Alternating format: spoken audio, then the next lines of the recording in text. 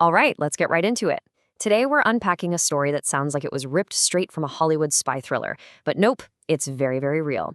We are talking about Predator, a piece of spyware so sneaky it can completely hijack your phone. And more importantly, we're talking about the massive, historic trial that just took its creators down. I mean, just let that sink in for a minute. Your phone's camera, it's on. The microphone, it's listening. And every single message you type out, even on supposedly secure apps like Signal or WhatsApp, yeah, someone else is reading it. This isn't some far-off hypothetical nightmare. It's exactly what happened to more than 90 very prominent people in Greece. And here's the result. A court in Greece just dropped the hammer, handing down a staggering combined prison sentence. We're talking over 126 years for the executives who created this stuff.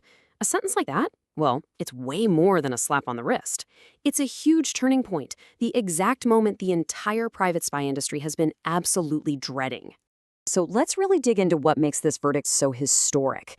Because, this isn't just some big corporate fine that they'll write off. Nope. We're talking serious jail time, and it's sending massive shockwaves through this whole shadowy industry. Okay, so here's the absolute game changer. For years, these spyware companies have had this one simple defense. Their line was basically, hey, we just build the tools. It's not our fault what our clients do with them. Well, the court in Athens looked at that excuse and completely threw it out. This verdict sets a huge new precedent. It says, nope, if you know your product is being used for illegal stuff, you're on the hook too. And when you look at the specifics, it's pretty clear. The founder, Tal Dillian, along with 3 of his top associates, bam, 8 years each. The judge was crystal clear, saying they all acted with joint intent. Basically, they were all in it together, and there was nothing that could lessen their guilt. That sends a really powerful message, right? You can't just play dumb anymore. But how on earth does this spyware actually work? I mean, how can something be so powerful and yet completely invisible?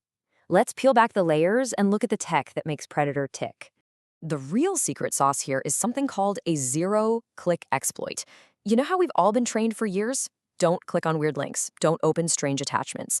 Well, with this tech, that advice is basically useless. Your phone can get infected without you doing a single thing. You don't have to click anything, it just needs to be on. It works by finding these secret, unknown bugs in your phone's software, what the experts call zero-day vulnerabilities. So Predator's attack is a 2-step process. Think of it like a stealthy invasion. First, this little piece of code they call Alien sneaks onto your phone. It burrows itself deep inside your phone's most basic functions to avoid being seen. Once it's hidden, it signals for the main event. It downloads Predator. And Predator is the payload, the part that does all the dirty work, recording your calls, reading your texts, tracking your every move, the whole shebang. Right about now, you're probably thinking the exact same thing I was. Hold on, what about encryption? I mean, aren't apps like Signal and WhatsApp supposed to be unhackable? So how in the world is Predator reading those messages? Well, the answer is kind of brilliant and terrifyingly simple. See, encryption is great at protecting your message when it's flying through the internet. But the moment it lands on your phone and gets decrypted so you can see it, Predator is already on your device. It's basically standing over your shoulder, reading the message right off your screen along with you.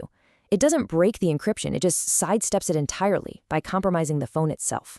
Okay, so that's the tech. It's fascinating, it's scary, but now let's talk about the real-world damage, the human cost of all this. Because this scandal, which the media quickly nicknamed Predatorgate, absolutely shook the Greek political world to its very foundations. Just listen to this quote from Thanasis Kokakis. He's the investigative journalist who first brought this whole thing to light.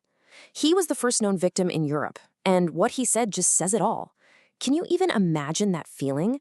That absolute violation of knowing that your most private, intimate moments were being watched, listened to, and stolen. And you had no idea. And it wasn't just him, not by a long shot.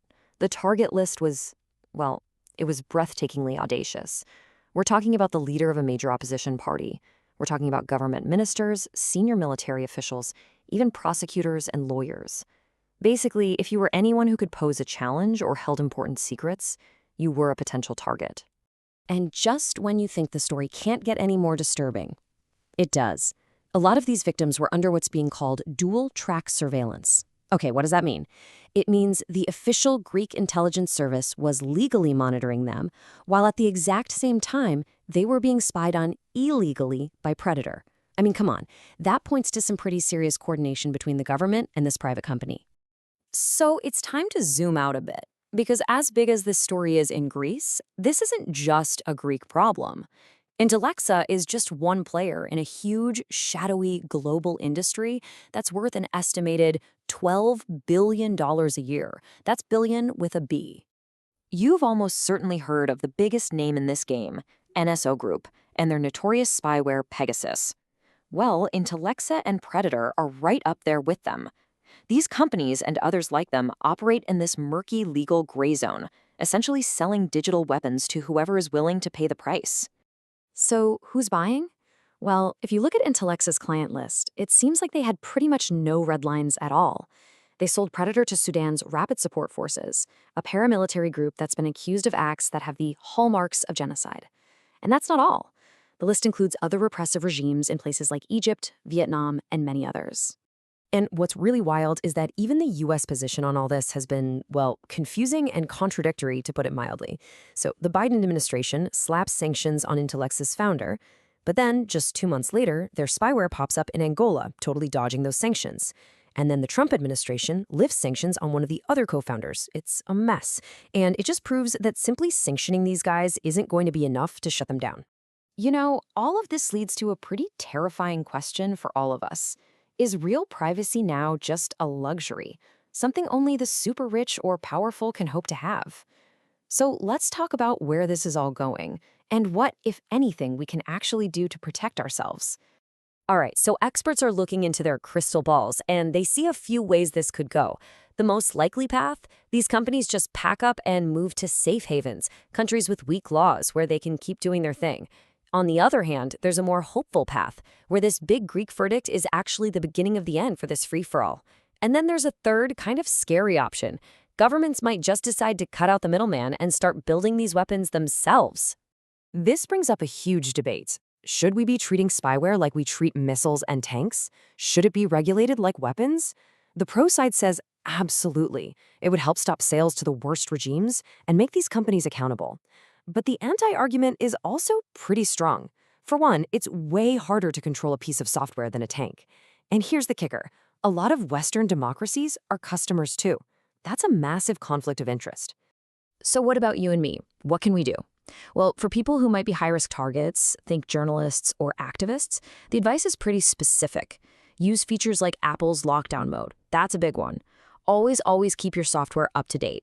Maybe even use 2 different phones, one for sensitive stuff, one for everything else. And just pay attention. Is your phone suddenly getting really hot, or is the battery dying super fast? That could be a red flag. But look, we have to be real here. A little dose of harsh reality. All these steps, they help. They really do. But if a government with a budget of millions or even billions of dollars decides that you are their target, they're probably going to get in. The tools they have are just on another level. And that really leaves us with the big lingering question, doesn't it? This verdict in Greece is a win, for sure. It's a crock in the armor. But in a world full of these invisible spies where the device in your pocket can be turned against you, can we ever really, truly get back control? This is a fight that is really just beginning.